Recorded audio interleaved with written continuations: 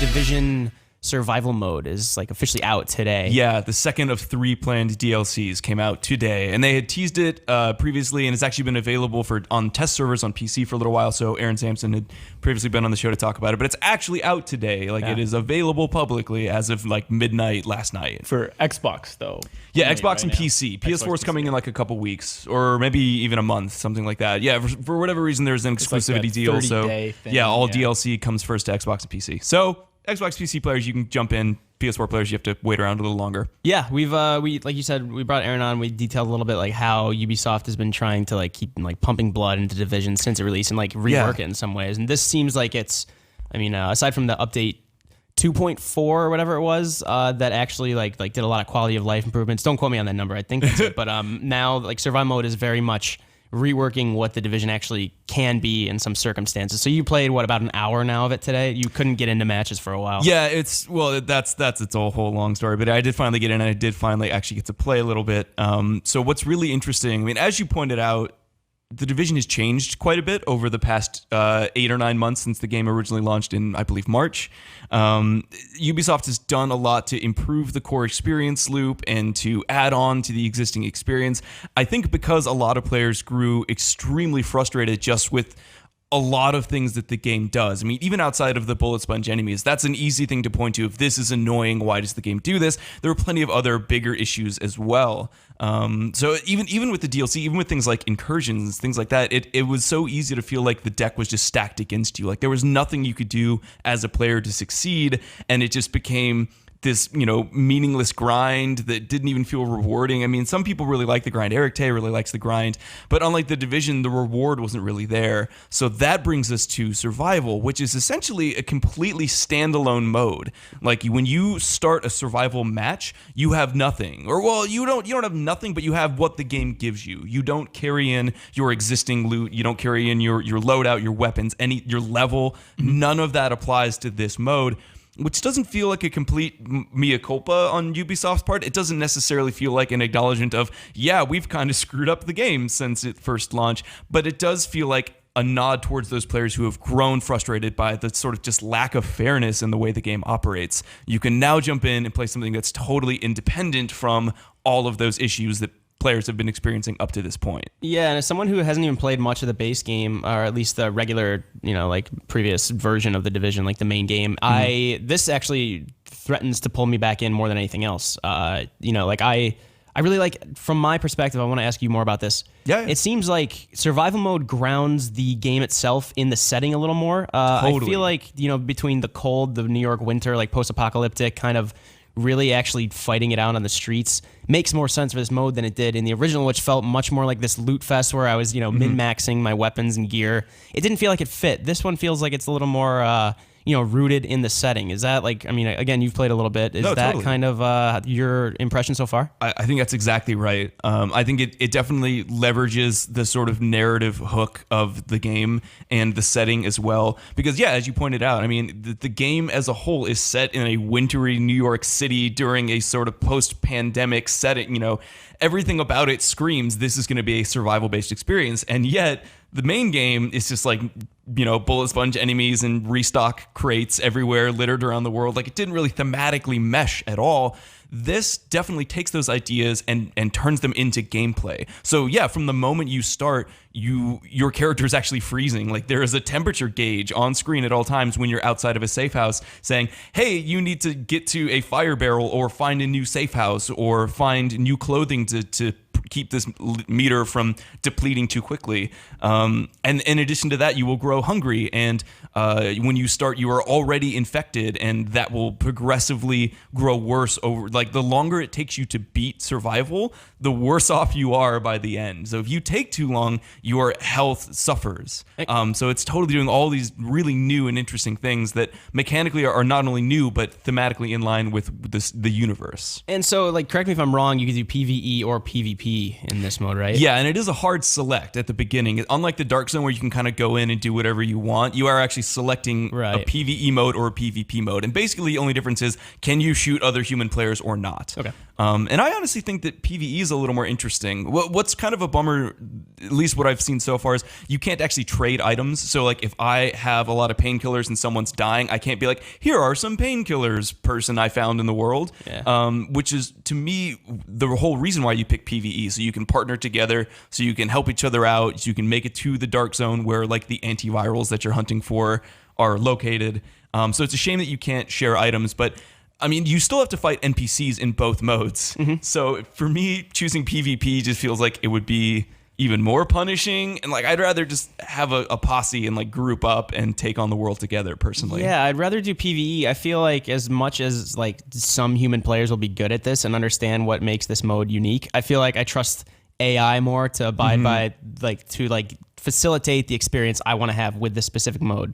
And maybe that's why I kind of had some problems in the base game, The Division, where like the Dark Zone, Dark Zone? Mm-hmm. Yeah, when the Dark Zone, I was kind of having problems with like, I feel like a lot of times my experience was hinging on whether other players were like understood it. Mm-hmm. Not, maybe I didn't, I don't know. But it was actually funny you mentioned the fire barrel like back then, because he ran up to a fire barrel right as you said that. But like I said, amazing timing. Yeah, I don't know. I've been playing like, I play a little bit of Elder Scrolls Skyrim remastered on a PS4, and like the mods like that let you actually have cold survival things. And I actually like that for the same reason. It roots it in Skyrim. Whereas that is why I want to play this now, because this seems like it's not just this like loot grind disguised as this post-apocalyptic third-person shooter. It feels like it's this, again, survival-based. It makes sense within the world that they painted for me. And I really want to try that out. I don't know whether I'll have time, but I am really curious.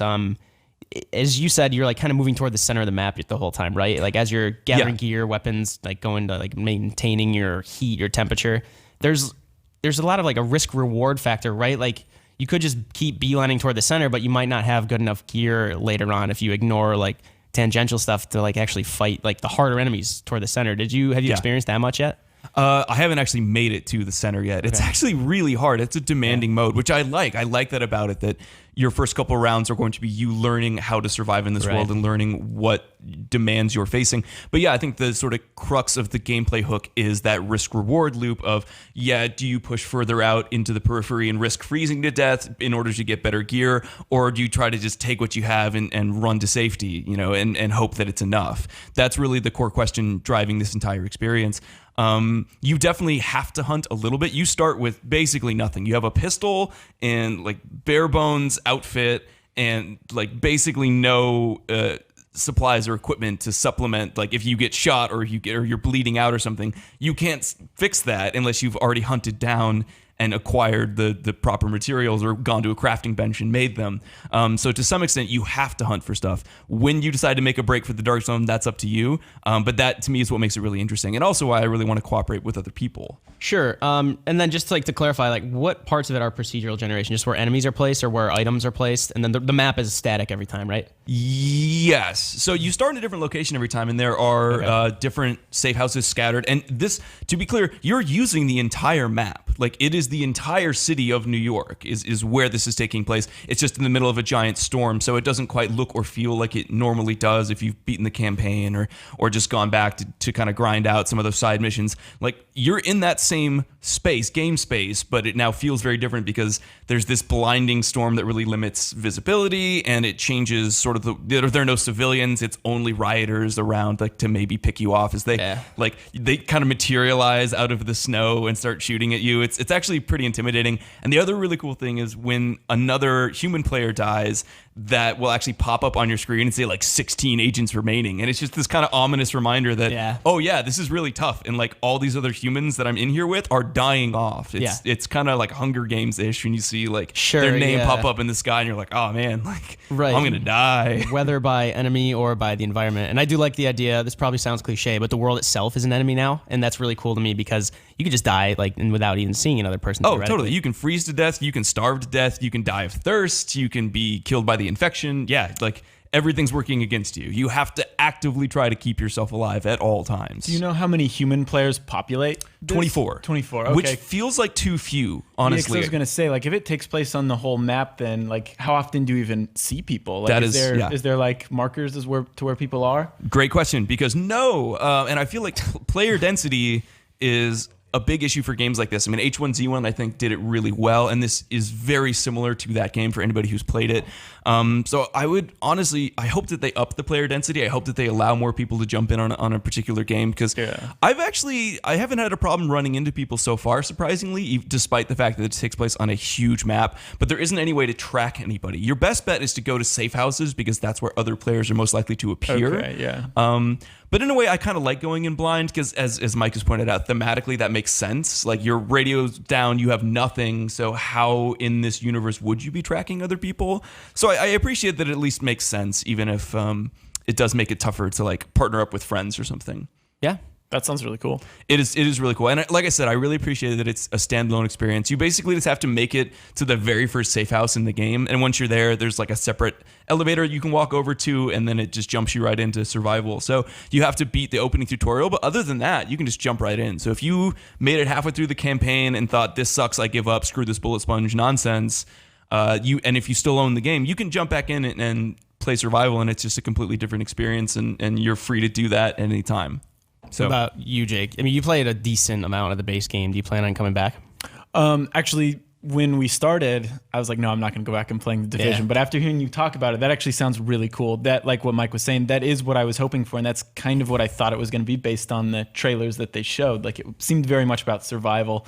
Like, you'd run into other players just kind of naturally, and like you shoot or not, you fight or not fight. And when they got rid of all that, it just didn't seem that interesting. But now that sounds pretty cool. And like, I think most importantly, it eliminates all of the problems that people have had with the game over the past few months. I mean, again, I think a lot of people got really frustrated with the game and walked away and are kind of bitter about some of the changes that were made, or even how the base, the end game, the original end game operated. So this sidesteps all of that by turning the game into this completely other, separate, standalone mode, which is probably a very smart decision given that they were having such a difficult time salvaging the experience that was already there.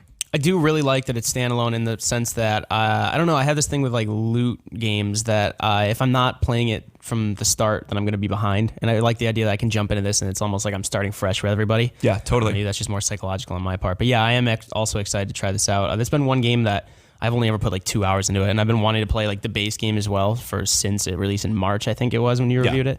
Dude, the campaign's good. Yeah. The end game is like broken and stupid, and the Dark Zone just didn't pan out the way we hoped it would. But I still stand by the fact that the campaign is diverse and difficult and fun with friends, and I don't know. I really like the original campaign, even though most people have kind of moved on from that at this point. Cool. So like again, we have talked about this a couple of times before in the lobby, but now that you've actually played it, you're not gonna do a full review, but that's why we want to bring you on today. Like, I know you've only played a brief time, but like, what's your verdict so far? Are you still pretty? It sounds like you're pretty excited to try more.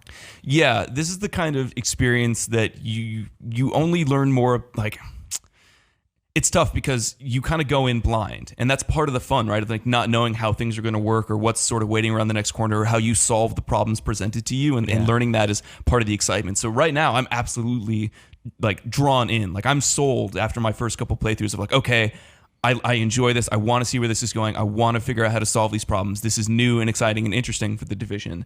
So I'm really enjoying my time so far. It does feel like its own kind of experience apart from the Division. I mean, if it weren't for, some of the UI and the voiceovers and stuff, it would almost feel like a completely different game altogether.